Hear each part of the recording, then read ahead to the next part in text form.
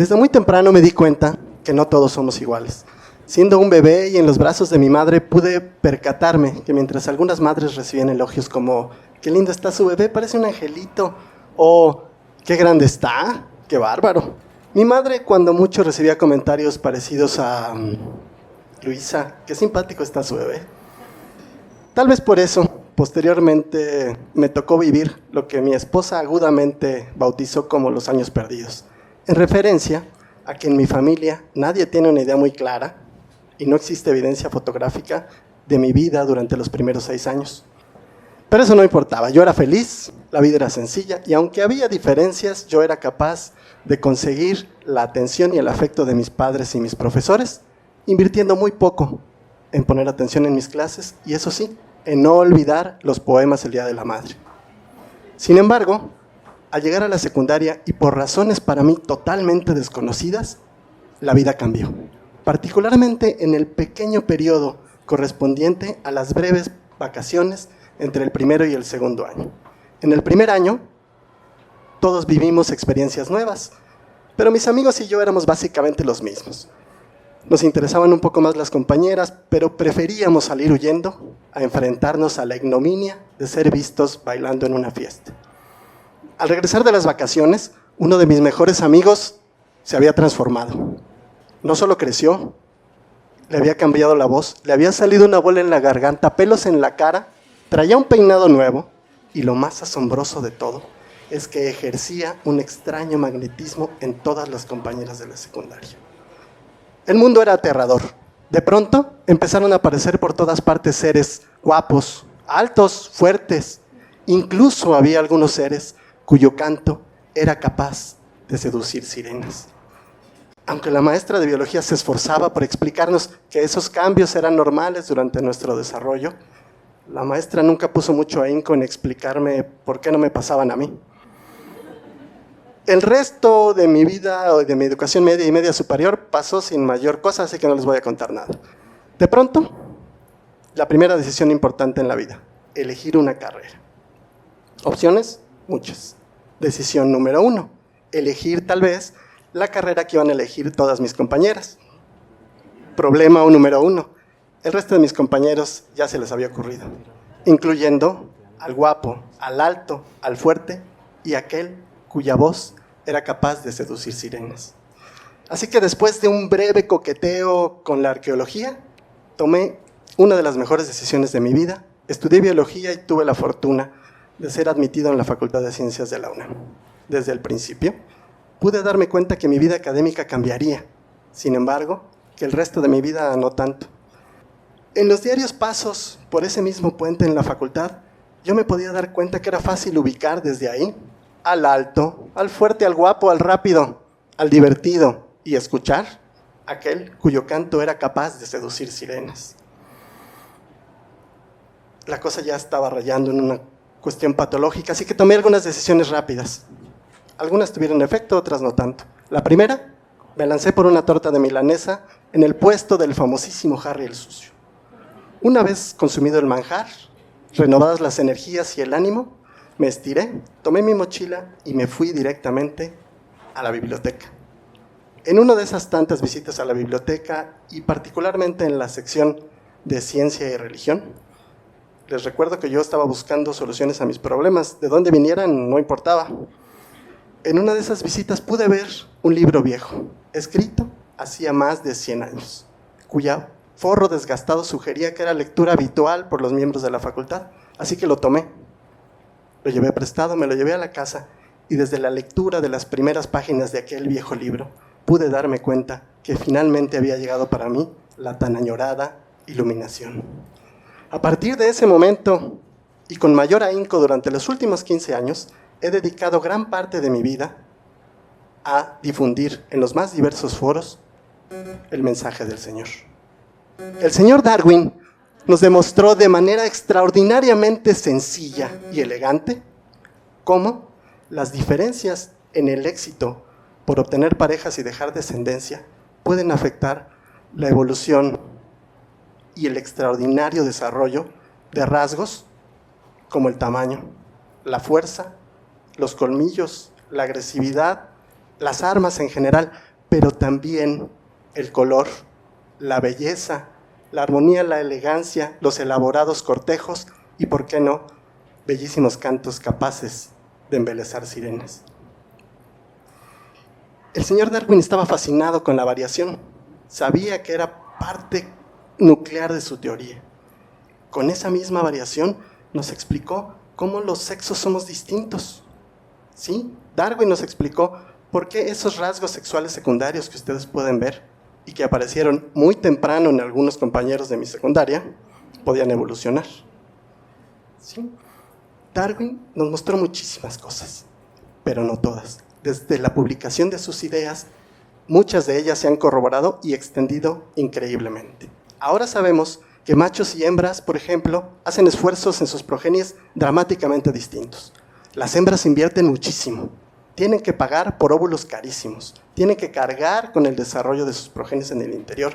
En algunas ocasiones, una vez que nacen, las hembras tienen que cuidar a los hijos durante horas, días, semanas, meses o años, mientras que los machos hacen poca y en algunos casos casi nula inversión. En grupos como los orangutanes, que puede pesar un macho 80 kilos, la única inversión del macho es un poco de esperma. Además de eso, nos dimos cuenta que gracias a entender este tipo de procesos, podemos entender cómo los machos y las hembras tienen evoluciones diferentes en sus sistemas reproductivos. Sabemos, por ejemplo, que las hembras, al tener que invertir muchísimo, tienen que gastar mucho tiempo en encontrar esos recursos que necesitan para producir un óvulo más o cuidar un hijo más. De esa manera maximizan su adecuación. Mientras que los machos, al no invertir prácticamente nada, para maximizar el número de hijos que dejan en la siguiente generación, lo que tienen que hacer es convencer al mayor número de hembras de aparearse con ellos. Todo esto entra dentro del ámbito que ya nos había platicado Darwin, en el ámbito de su teoría de la selección sexual. Esta teoría es, durante los últimos 30 años, una de las ramas de la biología evolutiva que ha tenido un desarrollo más extraordinario. A partir de los dos ejemplos que nos dio Darwin, la competencia entre los machos y la selección femenina, se han desarrollado infinidad de teorías. Teorías tan extrañas como el hijo sexy, el principio de la desventaja, los buenos genes. Incluso sabemos que hay hembras que les gustan cosas que no existen. Todas estas teorías son extraordinariamente poderosas para explicarnos por qué los machos que presentan el mayor desarrollo de los rasgos preferidos por las hembras se llevan el mayor número de apareamientos. Es decir, aquel macho más fuerte, aquel macho más alto, aquel macho más grande, el macho más sexy y el macho que tiene el mejor canto para seducir sirenas. Sin embargo, durante mucho tiempo, todos esos mecanismos fueron prácticamente ciegos a tratar de entender qué pasaba con los pobrecitos, cuyos rasgos eran tan pequeños que no podían competir con los machos en pleno desarrollo. Y esos pobrecitos en ocasiones representan 30, 50 o 70% de los machos de la población. Nada trivial. Yo no me había percatado de ello, dado mis problemas personales, hasta que encontré en el doctorado con esta mariposa. Esta mariposa tiene la perversión particular de que los machos han dejado de cortejar hembras. Lo que hacen es, buscan a las hembras cuando todavía están dentro de la pupa, se posan sobre ella, la abrazan, tratando de que otro macho se pose. Un día antes de que la hembra emerja, perforan la pared del capullo, copulan con la hembra y esa hembra emergerá y nunca más volverá a tener cópula con nadie más. De tal manera que ese macho garantizó el 100% de su progenie. Mis estudios de doctorado se enfocaron en lo mismo que los otros, entender qué rasgos permitían que unos cuantos machos se llevaran todas las cópulas, y encontré, obviamente, que un rasgo importante era el tamaño de las alas, para abrazar la pupa mejor y evitar que otros machos se posaran. Sin embargo, durante mis aventuras diarias en el campo, marcando decenas o cientos de mariposas, me di cuenta que en ocasiones había hasta un 30% de machos, los más pequeños siempre, que parecían tener fobia a las hembras. Parecía que les tenían miedo. Volaban en sitios donde no había ninguna posibilidad de encontrar una pupa. Recuerden que esta especie se aparea con las pupas, con las hembras cuando todavía no están en pupa. Eso me intrigó bastante y empecé a buscar literatura al respecto. Me encontré con que en realidad eso era muy común en la naturaleza. No sé qué se había discutido demasiado, pero era lo más común. En casi cualquier taxa que se les ocurra, uno puede encontrar machos que tienen una conducta alternativa. Pueden encontrar, por ejemplo, reptiles, lagartijas de 3 colores. Cada macho hace una conducta diferente. Pueden encontrar individuos que cambian el color de su piel para parecer hembras, se acercan a las hembras y cuando las hembras no se dan cuenta cambian a machos y copulan con ellas. Pueden encontrar machos que se disfrazan conductualmente de hembras y hace que otros machos los confundan, pero se les permite fecundar algunos de los huevos. La variación es increíble. En la naturaleza esto es asombroso. Yo encontraba lo mismo en mi mariposa. Me encontré que esos machos que están hacia el final de la distribución, siempre los machos pequeños estaban haciendo otra cosa diferente. Y esa cosa diferente era volar a sitios donde, por alguna razón, volaban las hembras vírgenes que se les habían escapado los machos pupales. También me di cuenta que en esas poblaciones, en ocasiones, cuando había una baja varianza en el éxito reproductivo entre los machos, esos machos no aparecían para nada. Pero en poblaciones o años en los cuales la varianza en el éxito reproductivo entre los machos era muy alta, hasta el 30% o el 50% de los machos tomaban esa estrategia alternativa que consistía en volar en un sitio buscando hembras vírgenes. Yo los denominé machos patrulleros. ¿Esto qué quiere decir? Después seguí estos trabajos con algunos de mis estudiantes, ahora que soy investigador en la universidad, y encontramos los mismos patrones. Encontramos que la probabilidad de aparición de conductas diferentes en los machos es resultado principalmente de 2 factores. El primero, la varianza en el éxito reproductivo de los machos, y por otro lado, la distribución y sincronía de hembras receptivas en el ambiente. ¿Qué quiere decir esto? En cristiano y para mi abuelita, quiere decir que mientras menos hembras vayan quedando en el ambiente, de tal manera que solo pocas o una sola permanezcan, un solo macho, generalmente el más grande, el más guapo o el mejor equipado, es capaz de copular con todas, incrementando el número de machos perdedores que tienen que inventar estrategias alternativas para conseguir pareja.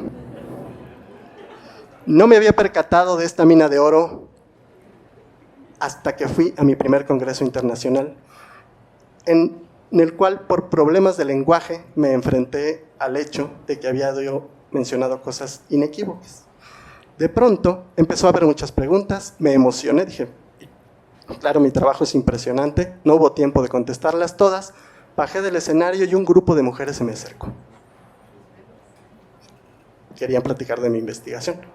No, la verdad querían regañarme porque había yo dicho cosas que no eran políticamente correctas.